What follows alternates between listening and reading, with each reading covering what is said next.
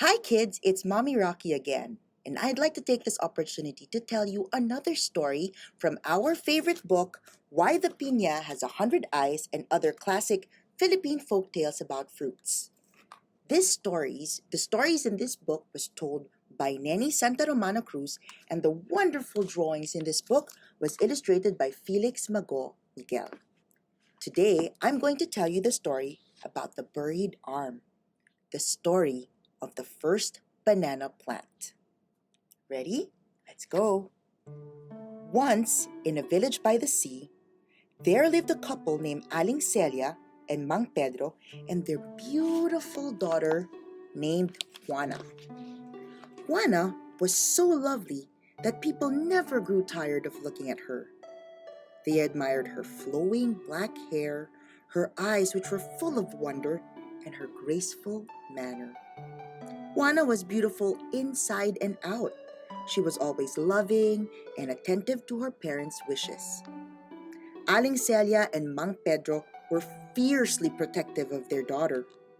They began to fear that some man would sweep her off her feet and take her away from them to some faraway place.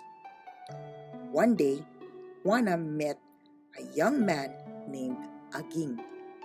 He was a farmer like Mang Pedro. Aging was tall, strong, and handsome. His arms and hands were browned by the sun from tilling the rice fields. He was hardworking and kind. Her parents would not let her see him.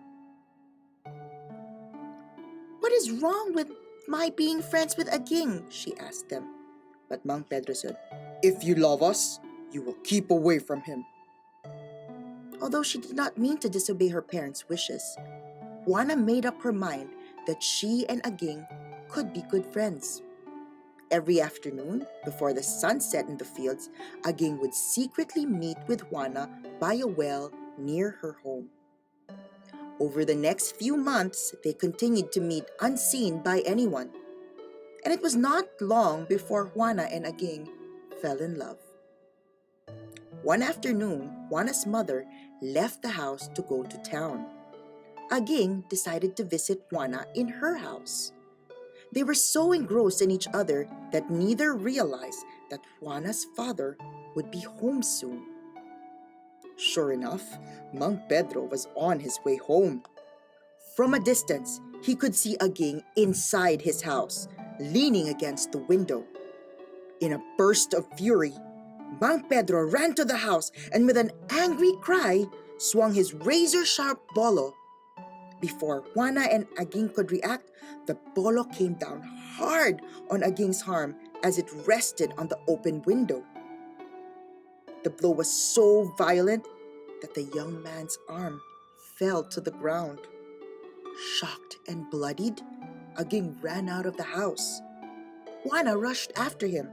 "Aging, come back!" she cried, trying to fight back her tears. But Aging had disappeared into the darkness of the evening. Juana staggered back to the house with a heavy heart. She was wondering if she would ever see her beloved again. She carefully picked up Aging's lifeless arm and lovingly buried it in the backyard.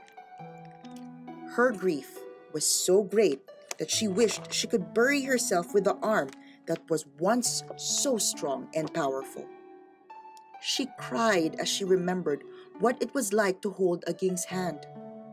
She thought of the gentle fingers that had touched her cheek. That night, Juana stayed up, waiting for Aging to return to her. Daybreak arrived, and still there was no sign of Aging. The next morning, Juana went out to the yard. There, she noticed a strange plant that she had never seen before. The plant almost seemed to be showing itself off. Its stalk was tall, and it had moist green leaves and yellow fruits that were shaped like clusters of fingers. Its graceful branches grew like open arms. Juana cried once more when she realized that the plant now grew in the very spot where she had buried Aging's arm the night before. Her Aging had returned and was reaching out to her through this plant with the bright yellow fruits shaped like fingers. Today, the memory of Aging's love lives in the banana plant with its finger-like fruits that we all know as saging. What a sad love story. Maybe if they didn't disobey their parents, maybe if Juana didn't disobey his father, eventually Juana's daddy would have relented and allowed them to see each other. Maybe they should have waited until they were older. Maybe disobedience isn't such a good thing because it angers other people. But it's never okay to hurt anybody else, parent or not. So I hope we learned a lesson from here, not to disobey, not to hurt. What do you think are the other lessons that we can get from this legend or this myth? Think about it, and you can write it down in the comment section, or you can tell your parents about it. Thank you, and I hope to see you again for our next story. Till next time, bye!